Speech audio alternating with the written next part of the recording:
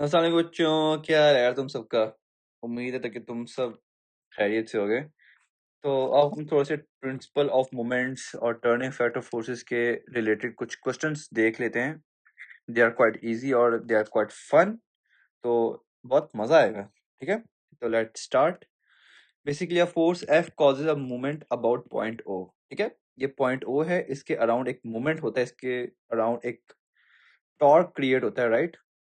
And in any direction torque create होता है और एक एल शेप्ड बार है। ठीक है, एक एल शेप्ड है and it's quite obvious to see. The force F X at point P. तो ये पॉइंट पी है जहां पर एक परपेंडिकुलर फोर्स एफ एक्ट कर रही है। What is the movement of F about O? तो ओ के अराउंड एफ का जो मूवमेंट है बेसिकली क्या है वो? ठीक है, उसकी इक्वेशन क्या है? बेसिकली देखने से पता चल रहा है कि एक क्लॉकवाइज मूवमेंट है और इसकी इक्वेशन क्या है। So F D one D two D three D four, तो आपको मुख्तलिफ डिस्टेंस दे दी गई है और आपको बोला गया है कि इसका मूवमेंट क्या है। सो बेसिकली जो मूवमेंट होता है basically it is the product of the perpendicular distance from the pivot and the force, यानी कि perpendicular distance from the pivot. अगर डी और एफ दूसरे लफ्जों में they should make a 90 degree angle, right? So D one D two और D three तीनों के अंदर there is no 90 degree angle, but there is a 90 degree angle but in D four, right? तो D four के अंदर आपको एक 90 degree का एंगल दिख रहा है between the distance and force F. So D F D F times D4 will be the correct answer. A uniform meter rule of weight W is pivoted at this 25 centimeter mark. तो एक 25 centimetre के mark के ऊपर एक metre rule को जो कि uniform है। तो यार याद रख लो कि जब यूनिफॉर्म का मतलब होता है कि इक्वली डिवाइडेड है, right? It is equally divided और एक इसे हॉरिजॉन्टल रखा जा रहा है due to the force F। ठीक है, और उसका जो वेट है सेंटर ऑफ मास, बेसिकली जो इसके सेंटर पे जो वेट एक्ट कर रहा है that is given as W. और ये एक्ट कर रहा है 50 सेंटीमीटर मार्क के ऊपर और फोर्स एक्ट कर रही है जो एफ है 100 सेंटीमीटर मार्क के ऊपर। Alright, so what is the magnitude of P? तो हमसे वो पी का मैग्नीट्यूड पूछ रहा है। तो फर्स्ट ऑफ ऑल सबसे पहले अगर आपने इस बात पे ध्यान देना है कि it is equilibrium, it is in equilibrium, right? It is held horizontal. Horizontal का मतलब ये है कि ये अपनी जगह पे स्टेबल है, it is at equilibrium.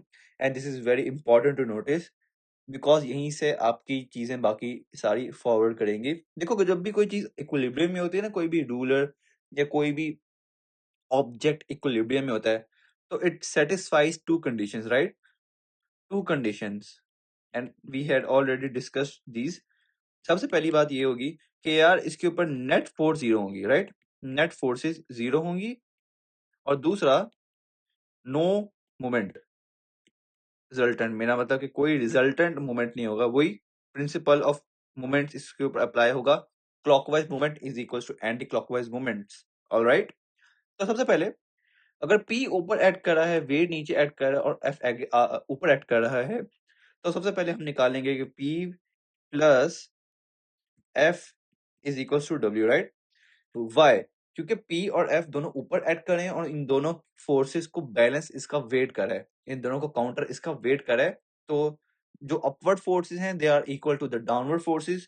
P plus F इनका जो सम है that is equal to the downward forces which is only weight, right? Which is only W. So P plus F is equal to W. This is the first thing, this is the first fact. Alright, तो दूसरी चीज है ना जिसके ऊपर गौर करने की जरूरत है, that is the principle of conservation of, sorry, principle of moments. All right, so anti-clockwise moments is equals to clockwise movement.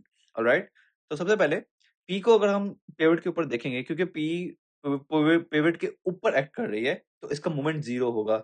Y? क्योंकि इसका परपेंडिकुलर डिस्टेंस ही जीरो है। इसका तो डिस्टेंस फ्रॉम द पिवट तो जीरो है ना, डिस्टेंस फ्रॉम द पिवट होता है। तो p जब पिवट के ऊपर एक्ट कर रहा है तो इसका डिस्टेंस ही जीरो है। सो इसका रिजल्टेंट मोमेंट जीरो है। So what is now left is W and force, W and F.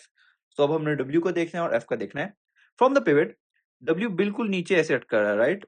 और इसका जो मोमेंट है that is clockwise.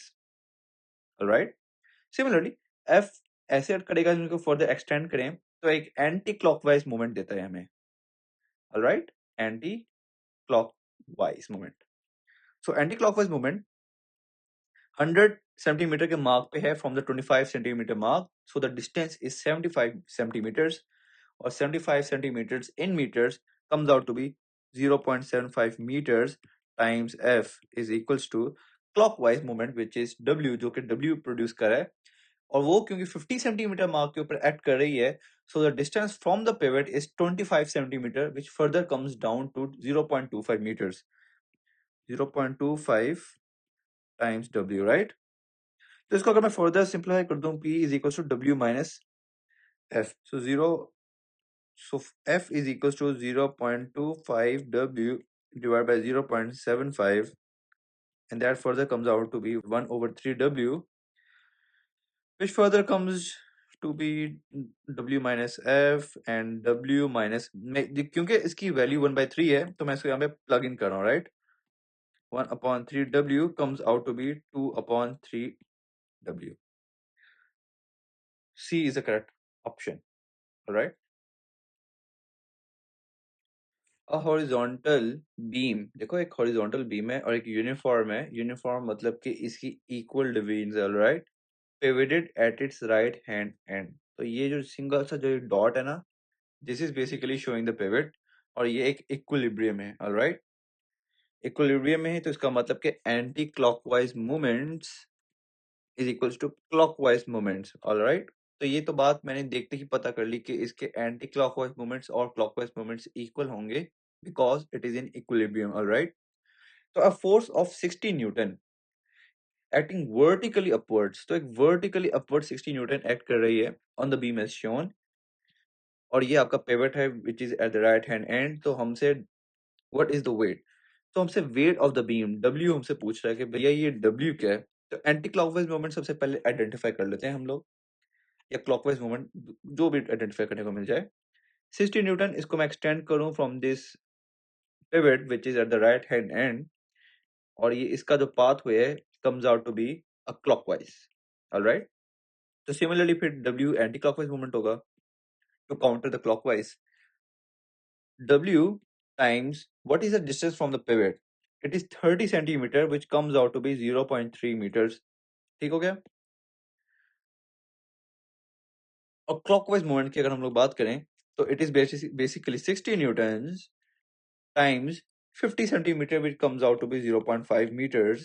It is not just 20 centimeter but is also 30 centimeters which is added on to the 20 centimeter to make it 50, क्योंकि पूरा distance होगा, ठीक है, ये पूरा डिस्टेंस इसमें काउंट करेगा because of the distance from the pivot. Distance from the pivot 50 है, 30 plus 20 is equals to 50 centimeter which comes out to be 0.5 meters. So W को अगर मैं बनाऊं subject comes out to be, it seems like this, और इसका answer 100 Newton's आएगा, right. D is the correct answer.